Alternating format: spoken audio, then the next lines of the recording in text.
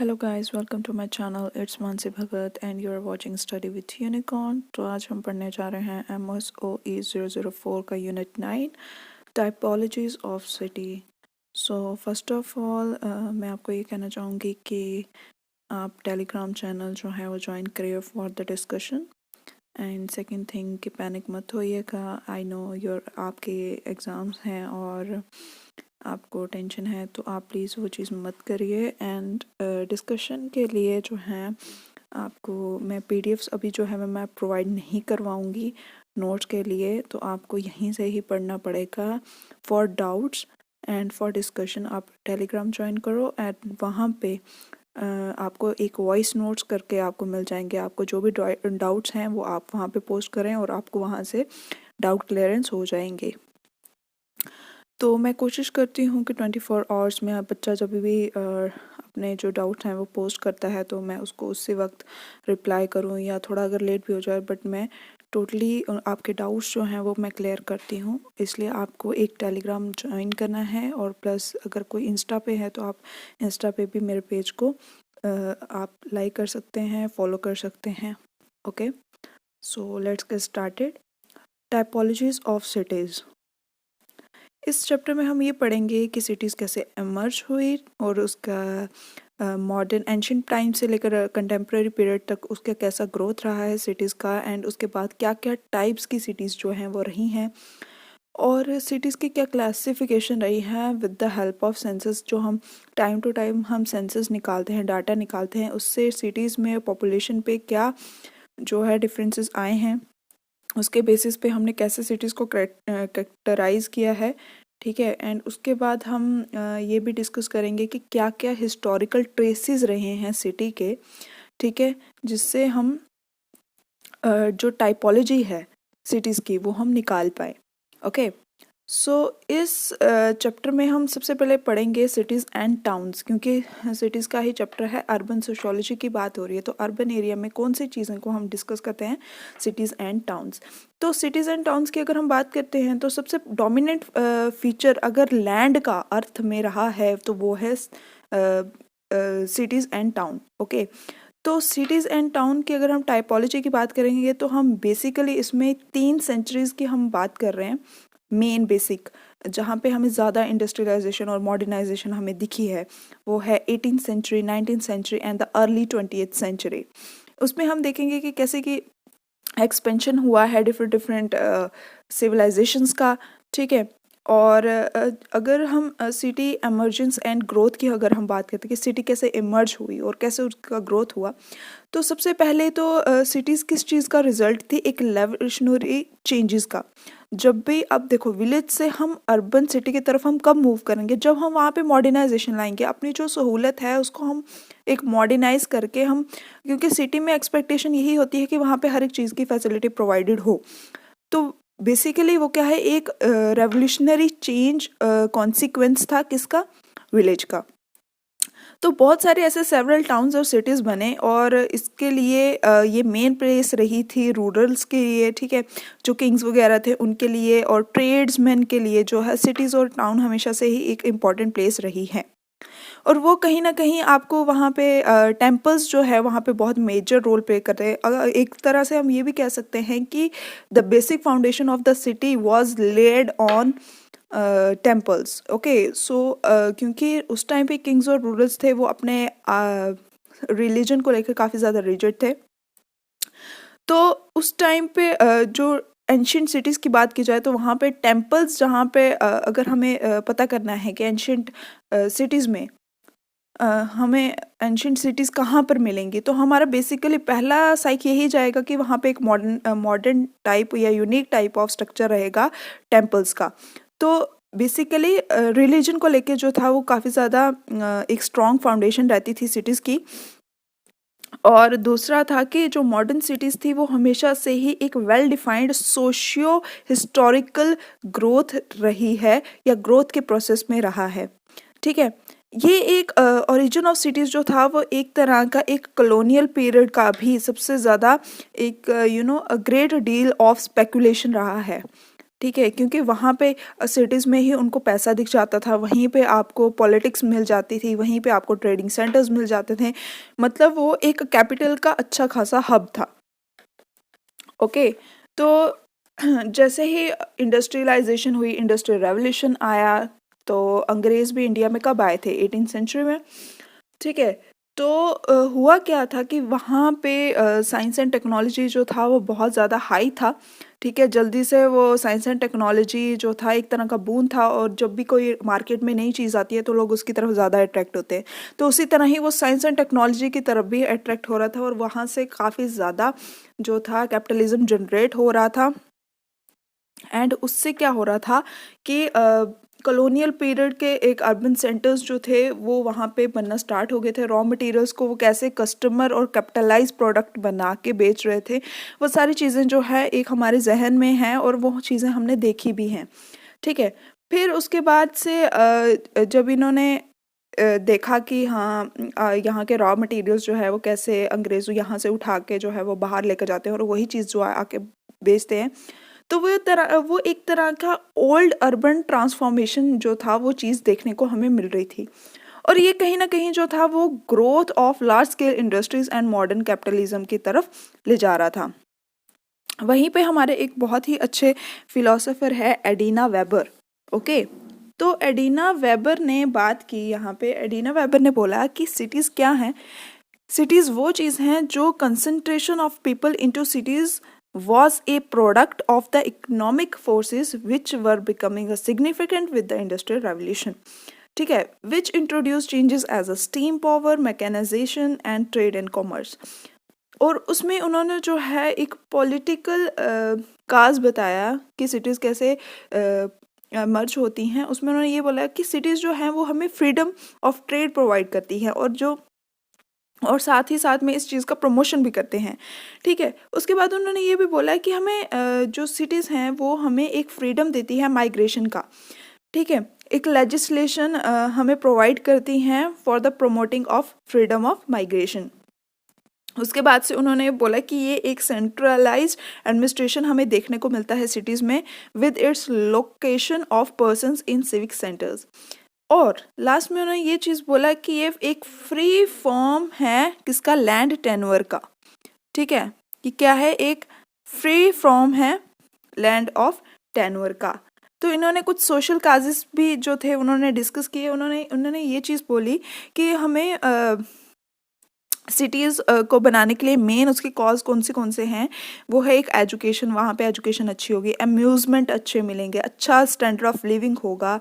उसके बाद intellectual associations होंगी, वो कैसे अर्बन एनवायरनमेंट जो है उसको एक तरह का एक हैबिचुएशन एनवायरनमेंट क्रिएट हमें मिलेगा, और कैसे हम डिफरेंट सिटीज़ ऑफ लाइफ का हमें एक डिफ्यूजन मिलेगा उस सिटी में। फॉर एग्जांपल जैसे दिल्ली है, दिल्ली में क्या हमें डिफ्यूजन ऑफ नॉलेज नहीं मिलता है क्या? क्योंकि वहाँ से डिफरेंट तरह के सिटी के लोग जो हैं वहाँ पे आके मिलते हैं, वो अपनी नॉलेज एक्सचेंज करते हैं, अपने व्यूज़ एक्सचेंज करते हैं, तो वहाँ से हमें जो है एक मिक्स्ड फॉर्म ऑफ हमें नॉलेज जो है वो मिलती है।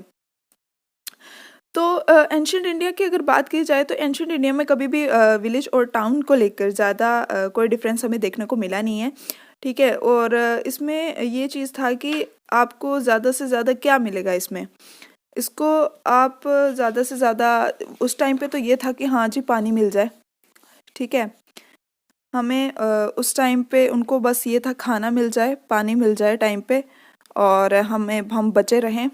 ठीक है, हमारे पे कोई अटैक ना करे, और मेन जो 3 चीज़ें थी वो यही थी। एंड उसके बाद हाँ, जो कम्युनिकेशन लाइन्स थी वो भी अच्छी रहनी चाहिए ताकि सिटीज़ जो हैं उनको एक सिक्योरिटी प्रोवाइड की जाए। उसके बाद जो गॉर्डन थे, गॉर्डन एक बहुत ही अच्छे सोशियोलॉजिस्ट थे जिन्होंने ये चीज़ बोली कि उन्होंने फाउंड किया था बेसिकली मोहनजोदारो को।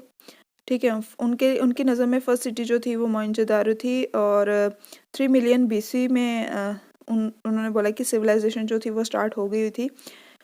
और लेकिन कह रहे थे कि अर्बनाइजेशन, अगर हम आर्यंस की बात करें तो वो 600 बीसी पहले थे, जबकि मोहनजोदारो की फाउंडेशन जो हमें देखने को मिली वो 2600 बीसी में मिली। तो ऐसे इसी तरह से डिफरेंट डिफरेंट जो थी सिटीज़ जो थी वो आने स्टार्ट हो गई। ठीक है, काशी आ गया, हस्तिनापुर आ गया, इंद्रप्रस्थ आ गया, मथुरा आ गया। ठीक है, ये डिफरेंट डिफरेंट सिटीज़ जो है वो टाइम टू टाइम आती रही। और सिटीज़ सिर्फ एंशियंट टाइम में नहीं देखी, वो हमें मुगल पीरियड में भी देखी। ठीक है, उसके बाद जब फर्स्ट वर्ल्ड वॉर हुआ, जब इंडिया में कॉलोनियल पीरियड आया, तब भी जो थी हमें देखने को मिली। उस टाइम पे कॉलोनियल पीरियड के टाइम में 3 टाउन्स जो थे वो मेजर थे, कलकत्ता, बॉम्बे एंड मद्रास। ठीक है, और इनकी आज भी एग्जिस्टेंस जो है वो बहुत सही है। अभी हम नेक्स्ट पढ़ेंगे सिटीज़ एंड देयर टाइप्स। तो जैसे कि हम सब जानते हैं कि सिटीज़ एंड देयर टाइप्स में बेसिकली इन्होंने क्लासिफाई किया था production centres, centre of trade and commerce, capital, administrative centres, health and recreation centres, religion and cultural centres, diversified cities. ठीक है, तो ये 3 इन्होंने किया था। ये था Noel P Gist and L A. Halbert साहब ने। ठीक है, तो इन्होंने ये सिटीज़ दी थी। अब सिटीज़ एंड इट्स टाइप की बात की जाए तो हैदराबाद जो है वो एक तरह के, हम उसको फॉर एग्जांपल हैदराबाद को हम एक सॉफ्टवेयर सिटी मानते हैं। ठीक है, वहाँ पे आपको एक अच्छे तरीके से हर एक चीज़ आपको मिलेगी सॉफ्टवेयर से रिलेटेड। वहाँ से मतलब हर एक सिटी जो है वो एक चीज़ का हब होता है। जैसे हम बेंगलोर को हम इलेक्ट्रॉनिक सिटी बोलते हैं, उसकी टेक्नोलॉजी इतनी हाई है। तो वैसे ही सिटीज़ हम जैसे और ही एग्जांपल जैसे जम्मू है, Jammu is called as the city of temples. ठीक है, तो हर एक सिटी का एक डिफरेंट पर्सपेक्टिव होता है, डिफरेंट मतलब इसकी इम्पोर्टेंस रहती है। वैसे ही हम अगर प्रोडक्शन ऑफ सेंटर्स की बात करें तो प्रोडक्शन ऑफ सेंटर्स में प्रोडक्शन सेंटर्स सिटीज़ कौन सी होती हैं जहाँ पे आपकी मैन्युफैक्चरिंग होती है। ठीक है, गुड्स और वगैरह को लेकर। तो सबसे पहले आती है प्राइमरी प्रोडक्शन सेंटर्स। वहाँ पे क्या होता है, वहाँ पे रॉ मटेरियल सप्लायर, वो जो जगह होती हैं वो रॉ मटेरियल सप्लायर्स होती हैं। ठीक है, वहाँ से आपको रॉ मटेरियल मिलेगा। एंड उसके बाद आती है सेकेंडरी। ठीक है, सेकेंडरी प्रोडक्शन सेंटर्स। ठीक है, वहाँ पे क्या आता है, फाइनल प्रोडक्ट्स आपको मिलेंगे वहाँ पे। ठीक है, प्राइमरी प्रोडक्शन सेंटर्स जैसे कोलार हो गया, बरेली हो गया। ठीक है, और पंजाब में ले लो आप कोई भी। ठीक है, जहाँ पे आपको या हरियाणा ले लो। वैसे फाइनल प्रोडक्ट्स आपको कहाँ पे मिलेंगे, जहाँ पे बड़ी बड़ी इंडस्ट्रीज लगी होंगी, जैसे मुंबई हो गया, चेन्नई हो गया, ग्वालियर हो गया। तो ये प्रोडक्शन सेंटर्स थे। प्रोडक्शन सेंटर्स में आपको 2 ही चीज़ें देखनी है। एंड आफ्टर दैट हम पढ़ेंगे सेकेंड इसका है, वो है centres of trade and commerce. तो centres of trade and commerce का कौन सा सिटीज़ रहेगा, इसमें वो सिटीज़ होंगे जिनके एक डोमिनेंट टाइप ऑफ एक्टिविटी रहेगी। ठीक है, और ये डोमिनेंट टाइप ऑफ एक्टिविटी क्योंकि जो फाइनल प्रोडक्ट जो है प्रोडक्शन सेंटर से बन के आया है वो आगे जाके कहाँ कहाँ पे क्या क्या पहुँचाना है, क्या उसे इम्पोर्ट करना है, एक्सपोर्ट करना है, उससे कैपिटल कैसे जनरेट करनी है, तो वो सब काम जो होता है वो इन सिटीज़ का होते हैं। तो इन सिटीज़ में जिसमें हम मुंबई जो है वो एक सबसे स्ट्रॉन्ग हम centre of trade and commerce हम मानते हैं। और इसमें कुछ पोर्ट्स रहते हैं जिससे जो है आदान प्रदान या इम्पोर्ट एंड एक्सपोर्ट होता है, वो है कोचीन, कलकत्ता, चेन्नई एट्सेट्रा। ओके, अब उसके बाद हम डिस्कस करते हैं कैपिटल एंड एडमिनिस्ट्रेटिव सेंटर्स। देखो, ट्रेड एंड कॉमर्स हमने प्रोडक्ट्स को भेजना तो हमने स्टार्ट कर दिया। ओके, अब बात आती है कि हम उसकी जो कैपिटल है या एडमिनिस्ट्रेटिव सेंटर्स की तरफ जो है वो कैसे उसका जो कैपिटल है उसको कैसे हम मैनेज करेंगे। तो ये जो सिटीज़ होती हैं वो एक तरह की पावर सेंटर्स का काम करती हैं। ठीक है, और ये ग्लोबलाइजेशन में भी बहुत हेल्प करती हैं। देखो, अगर आपके प्रोडक्ट्स अगर आप इंटरनेशनली आप रिकॉग्नाइज कर रहे हो on the basis of your products, तो उसका मेन जो काम रहता है वो किसका रहता है, जो सिटीज़ जो हैं वो कैपिटल एंड एडमिनिस्ट्रेटिव सेंटर्स को कंट्रोल करती हैं। जैसे हमारे यहाँ पे फॉर एग्जांपल है दिल्ली। ओके, तो दिल्ली क्या करता है, दिल्ली में ऐसे उन्होंने सिस्टम, हमारी एडमिनिस्ट्रेशन पावर जो है वो दिल्ली में एग्जिस्ट करती है। ठीक है, दिल्ली से ही सब कुछ कंट्रोल होता है, क्या कैपिटल हो गया या एडमिनिस्ट्रेशन कैसे किस प्रोडक्ट को कितनी रेंज में कहाँ पर भेजना है, उससे फॉरेन एक्सचेंज रेट क्या होगा, तो वो सारी चीज़ों को कैसे कंट्रोल करता है। इंटरनेशनली हमने कैसे अपना रेट जो है वो बढ़ाना है, तो वो सब चीज़ें जो है ये सेंटर्स जो हैं वो कंट्रोल करते हैं। एंड उसके बाद हम बात करते हैं हेल्थ एंड रिक्रिएशन सेंटर्स। देखो हमारे हमारे पास कैपिटल भी आ गई, ठीक है, हमारे पास कैपिटल भी आ गई और उसके बाद हमने मेंटेनेंस भी करनी है, ठीक है, हमने टैक्स, क्योंकि कैपिटल एंड एडमिनिस्ट्रेशन सेंटर्स आपके कैपिटल को मैनेज भी करेंगे और आपको टैक्स कैसे लगाना है उस पर जीएसटी वगैरह वो सब को भी चेकआउट करेंगी। तो हेल्थ एंड रिक्रिएशन सेंटर्स क्या होंगे, अगर कोई कंपनी किसी का प्रोडक्ट बाय चांस एक टाइम पे बहुत अच्छा था उसके बाद वो फेल हो रहा है, तो उसको कंपनसिएट करने के लिए ये सेंटर्स जो है वो कंट्रोल करते हैं। तो इसमें मोस्टली कौन सी चीज़ों को कंट्रोल किया जाता है, जो सी कोस्ट या हिल स्टेशंस में ये सेंटर मोस्टली जो है वो एग्जिस्ट करते हैं, ठीक है। एंड उसके बाद आता है बात रिलीजियस एंड कल्चरल सेंटर्स। तो रिलीजियस एंड कल्चरल सेंटर्स में कौन से आएंगे, देखो हेल्थ सेंटर्स वगैरह जो है उसमें ये भी है कि जैसे कोई सिटीज़ हैं, जैसे फॉर एग्जांपल हाँ दिल्ली तो आएगी ही बीच में, लुधियाना आ गया, बेंगलोर आ गया, ठीक है, मुंबई आ गया। तो ये कुछ सेंटर है, कुछ ऐसी सिटीज़ हैं जहाँ पे आपकी हेल्थ जो है वो बहुत अच्छी मतलब हेल्थ के रिलेटेड डिजीज़ के रिलेटेड बहुत अच्छा इलाज है। तो वो भी सिटीज़ जो है इसमें कंक्लूड होती हैं सॉरी इंक्लूड होती हैं। फिर आता है रिलीजियस एंड कल्चरल सेंटर्स। तो वहाँ पे वो है जहाँ पे जो सिटीज़ जो हैं वो अपने रिलीजन के लिए, अपने कल्चर के लिए जो है वो जानी जाती हैं। जैसे फॉर एग्जांपल लद्दाख, लद्दाख जो है वो अपने कल्चर के लिए जाना जाता है, ठीक है। रिलीजन के लिए हाँ महाराष्ट्र, ओके, एंड और कौन सा, उड़ीसा, पंजाब, ओके। सो ये कुछ कश्मीर, ओके। तो ये कुछ जो कल्चर हैं जिनके बहुत ज़्यादा एनरिच हैं, ठीक है, असम हो गया। तो ये कुछ सिटीज़ हैं। एंड उसके बाद आती है diversified city. Diversified cities are those जो मतलब क्या उसे बोल सकते हैं, जो हर एक कैटेगरी में जो हैं वो फिट बैठती हैं, ठीक है। उनके बहुत सारे जैसे फॉर एग्जांपल दिल्ली के बहुत सारे रीजंस हैं, ठीक है, उसमें बहुत सारी डाइवर्सिटीज़ हैं। आपको हेल्थ वाइज भी वो अच्छा मिल जाएगा, रिलीजियस वाइज भी वो अच्छा है, क्योंकि मल्टी रिलीजन है ना सिटी, तो आपको वहाँ पे बहुत सारी चीज़ें मिल जाती है। तो वो सिटीज़, ठीक है, जिसमें डिफरेंट डिफरेंट उनका कल्चरल एग्जिस्टेंस हो, या डिफरेंट उनका प्रोडक्शन सेंटर एग्जिस्टेंस हो, या कैपिटल एग्जिस्टेंस हो, ठीक है, तो वो सिटीज़ को हम क्या बोलेंगे, डाइवर्सिफाइड सिटीज़। उसमें कौन सा आ गया, कलकत्ता आ गई हमारी, महाराष्ट्र आ गई, ठीक है, दिल्ली आ गई, उसके बाद चंडीगढ़ आ गया, ठीक है। तो ये कुछ सिटीज़ हैं, बेंगलोर आ गई, पुणे आ गई, तो ये कुछ सिटीज़ हैं। और उसके बाद natural cities which is known for their environment, ठीक है, और वो खुद से इवॉल्व हुई है। For it is the best example is Orissa, ठीक है, जिससे हर साल कितनी चीज़ें जो हैं वो ग्रीन टैग्स में कन्वर्ट होती हैं, तो वो चीज़ भी है।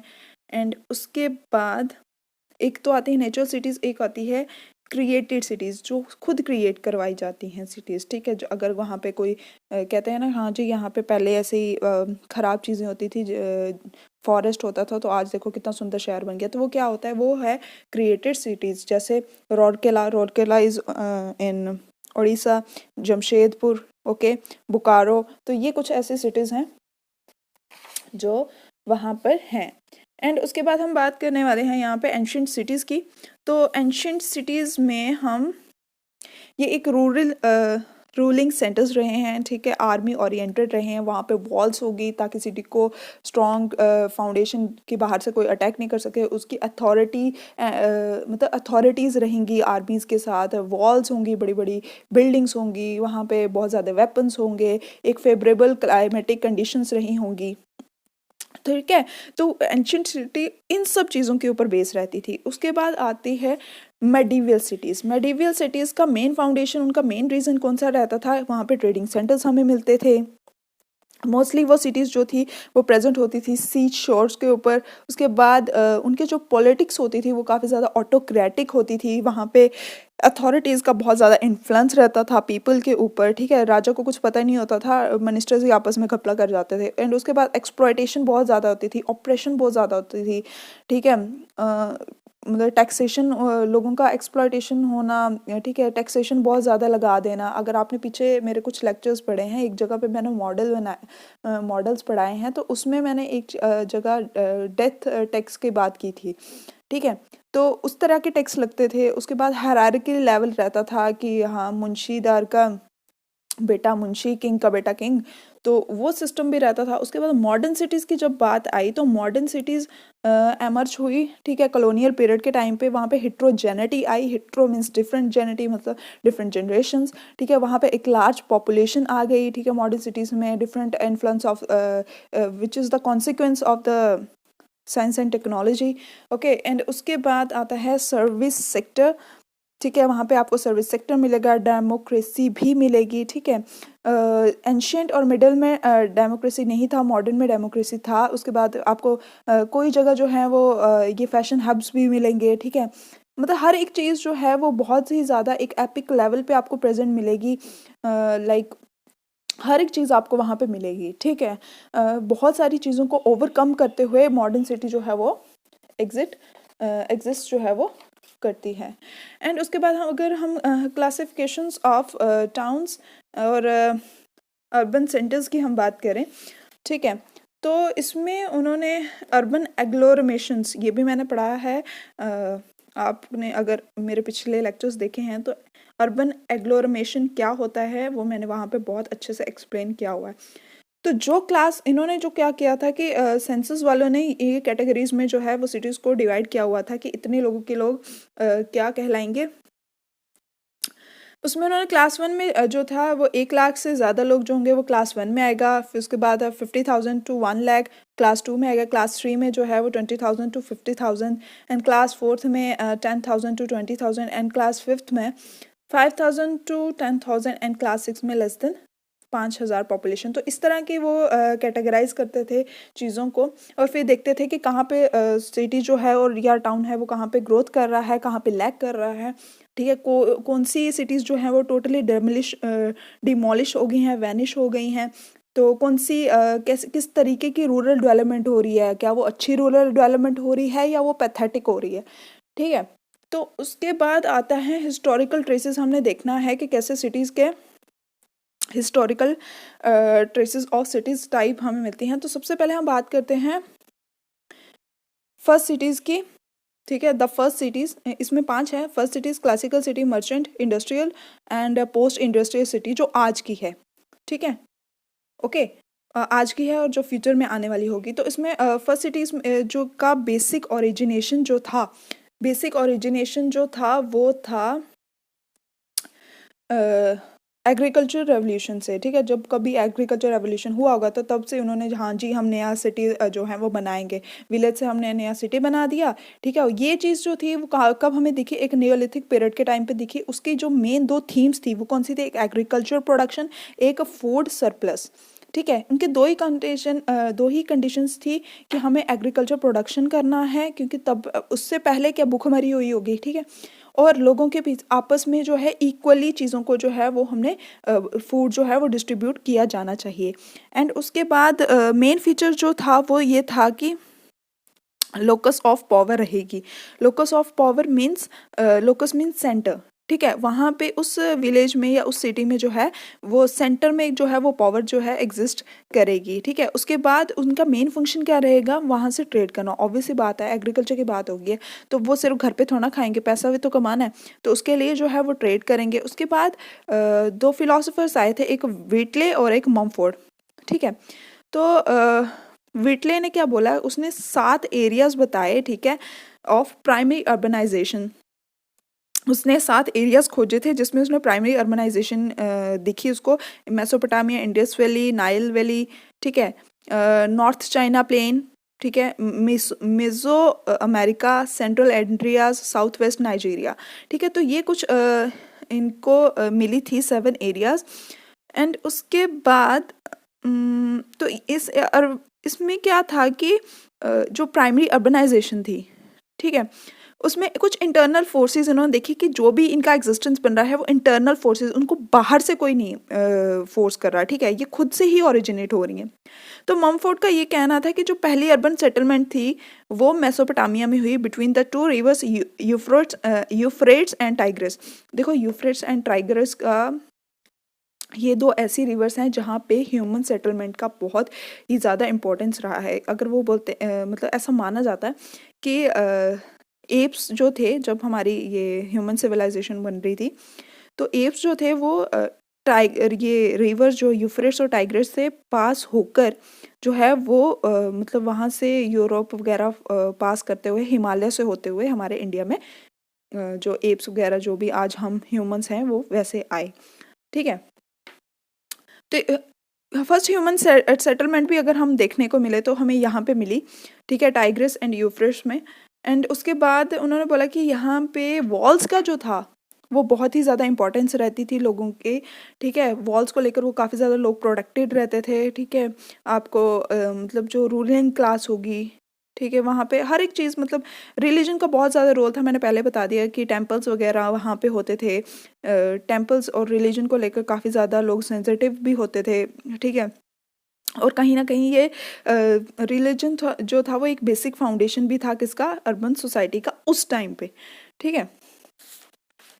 एंड उसके बाद क्लासिकल सोसाइटी की अगर हम बात करें तो क्लासिकल सोसाइटी कब आई, वो हमें देखने को मिली ग्रीस में, ठीक है। उस टाइम पे क्या हुआ कि उस टाइम पे डार्क एज आई, ठीक है, डार्क एज आई। तो उस टाइम पे जो सिटी ओरिजिनेट हुई वो कौन रूल करता था, एरिस्टोक्रेट्स, ठीक है। एरिस्टोक्रेट्स कौन थे, जब उनको लोगों को पढ़ने, ग्रीस में क्या होता था कि वहाँ पे लोग को पढ़ने नहीं दिया जाता था, तो वहाँ पे कुछ लोग ने अटैक किया, तो उसको हम बोलते थे एरिस्टोक्रेट्स। तो वो खुद पढ़ाते थे उन लोगों को, लेकिन वो चार्ज करते थे कुछ फीस, ठीक है। तो ये चीज़ था। उसके बाद क्या होता है, उस सिटी में जो था वो जो रूल कर रहे थे उस टाइम पे वो थे रिच मर्चेंट्स, ठीक है, वो रूल करते थे। लेकिन उस टाइम पे मैंने जैसे ही बता दिया कि वुमेन और स्लेव्स जो थे वो उस टाइम पे वोट नहीं कर सकते थे, ठीक है। तो उनके बेसिस पे जो थी इस चीज़ को हटाने के लिए ही अर्बन प्लानिंग जो थी वो की गई थी, ठीक है, क्लासिकल सिटी में। फिर उसके बाद आ जाता है मर्चेंट सिटी, ठीक है। देखो मर्चेंट सिटी, आपको ये तो नाम से ही पता चल रहा है कि merchant city was meant for merchants, ठीक है। वहाँ पे जहाँ पे वो ट्रेड्स वगैरह कर सकते थे, ठीक है, अच्छा खासा फ्री फ्लो ऑफ ट्रेड होता था, ठीक है। क्लास को लेकर, मतलब क्लासेस आपस में जो ये सब काम जो था ना ये रिच पीपल का था, ठीक है। लोकल पीपल सिर्फ एक्सप्लॉइट होते थे, ठीक है। बेसिकली जो स्लेव्स होते थे वो एक्सप्लॉइट होते थे, और वुमेन्स एक्सप्लॉइट होती थी, चिल्ड्रंस एक्सप्लॉइट होते थे, जो रिच पीपल थे वो एक्सप्लॉइट नहीं होते थे। एंड उसके बाद कैपिटलिज्म, फ्यूडलिज्म हमें यहाँ पे बहुत ज़्यादा देखने को मिला, ठीक है। अर्बन इंडस्ट्रियल कैपिटलिज्म उस टाइम पे बहुत ज़्यादा पीक में था। बेसिकली अगर हम बात करें यूरोप की, ठीक है, जिनेवा, वेनिस या मिलान की हम बात करें, उसके बाद बात आती है इंडस्ट्रियल सिटी की। तो यहाँ पे क्या हुआ था कि इंडस्ट्रियल सिटीज़ ने मर्चेंट सिटीज़ को टोटली रिप्लेस कर दिया, ठीक है। यहाँ पे जो था एक ग्लोबलाइजेशन का बहुत ज़्यादा वर्क था इंडस्ट्रियल सिटीज़ में, क्योंकि वहाँ पे उस टाइम पे साइंस एंड टेक्नोलॉजी जो थी वो एक तरह का बून बन चुकी थी, ओके। तो ये कहीं ना कहीं एक तरह की बहुत ही ज़्यादा इम्पॉर्टेंट ग्रोथ और डेवलपमेंट जो हमें देखने को मिली इंडस्ट्रियल सिटीज़ में, ठीक है। लेकिन यहाँ पे इसके कुछ ना कुछ प्रॉब्लम्स भी हुई, कुछ स्लम्स भी बनने शुरू हो गए, है ना, अनहाइजेनिक कंडीशंस आ गए, इंफ्रास्ट्रक्चर्स, कहीं पर इंफ्रास्ट्रक्चर्स नहीं थे, ठीक है। रिच और पुअर में गैप बनना शुरू हो गया, क्राइम ज़्यादा बढ़ गया। तो ये भी कुछ जो थे डीमेरिट्स भी थे इसके। पोस्ट इंडस्ट्रियल सिटीज़ हम कौन सी मानते हैं, ये या जो आज प्रेजेंट है या जो फ्यूचर में बनेंगी, ठीक है। तो ये कुछ इसमें क्या था, काफ़ी ज़्यादा एडवांस थी, ठीक है। आपको आज देख लो टेक्नोलॉजी जो है वो कितनी पीक में है, 1 सेकंड में आप जो है कहीं पर भी बात कर सकते हो। तो ये सारी जो चीज़ें थी, टेक्नोलॉजी बहुत ज़्यादा हाई है, ठीक है। तो ये कुछ चीज़ें थी जो सिटीज़ बताती हैं, ठीक है, टाइपोलॉजीज ऑफ सिटीज़ में। So keep on subscribing and please join Tanglekam channel for discussion. Thanks for watching.